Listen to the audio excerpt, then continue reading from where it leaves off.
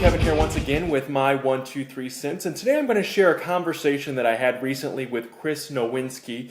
He's a former WWE Superstar. He was Harvard Chris on Tough Enough back in 2001 or 2002, somewhere around that time, and wrestled briefly with WWE and had to retire early because of concussions that he had suffered both on the football field and in the wrestling ring. So he now runs the Sports Legacy Institute. He is the president and CEO of that group, and he travels the country and talks about the dangers of concussions and what coaches need to know.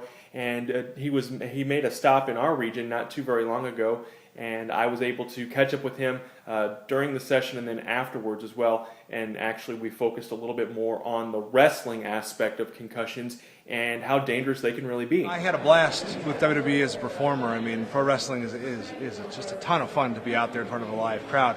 I didn't realize how dangerous it was while I was doing it, and so I suffered a number of concussions through essentially accidents in the ring where I get kicked in the head or fall wrong, and so I had to end my career very short and really lost my entire mid-20s to headaches and sleeping problems and all sorts of really issues I would prefer not to have had. And I know that you have in the past, shortly after the Chris Benoit tragedy, talked a little bit about that. Do you think the CTE may have played a role in his situation? I think there's no question that Chris Benoit having CTE and having problems with impulse control and memory and reality contributed to the Benoit tragedy where he killed his wife and killed his son and hung himself. I mean, the fact that it happened over 48 hours, his mind was not straight. Steroids may have contributed to it, but steroids did not cause it. If anything caused it, I would say it was the fact that his brain was extraordinarily impaired. And you mentioned during your talk, during the Q&A, that you are talking to Vince McMahon once again.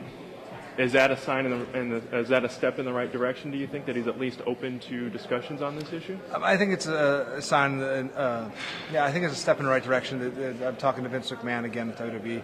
I mean, the reality is WWE actually put in a pretty good concussion program months after the Benoit tragedy. It's continually upgraded. So they're aware of this.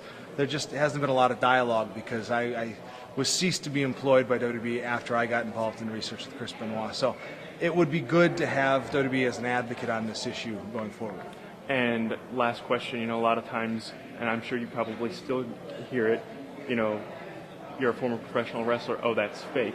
Obviously, there are hundreds of guys who've either hurt or died young, that it's not fake. What's your response to that?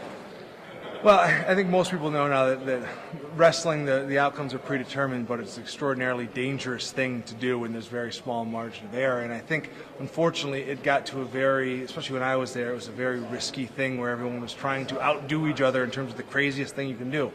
We realize now that has caused a lot of people to have suffered terrible injuries, pain issues, and early death. And so I hope that everyone realizes in the wrestling industry that in a sense, it is fake, and therefore we don't have to take those sorts of risks with our bodies to entertain a crowd. Very good. Thank you very much. Appreciate Thank it. you. Nice to meet you. I think Chris makes some really valid points. Of course, I've never been in the ring before, so I don't know what it's like. I do hope that he and Vince McMahon do continue their conversations. I do think that this is an issue that needs to be addressed and continue to be addressed. And I do think that WWE and TNA have both made attempts of at least recognizing this as a potential problem. I know WWE, for example, has banned chair shots to the head. So hopefully that is one step that will continue to go on and make the environment inside the ring a lot safer for these men and women who are giving their all for us, the fans.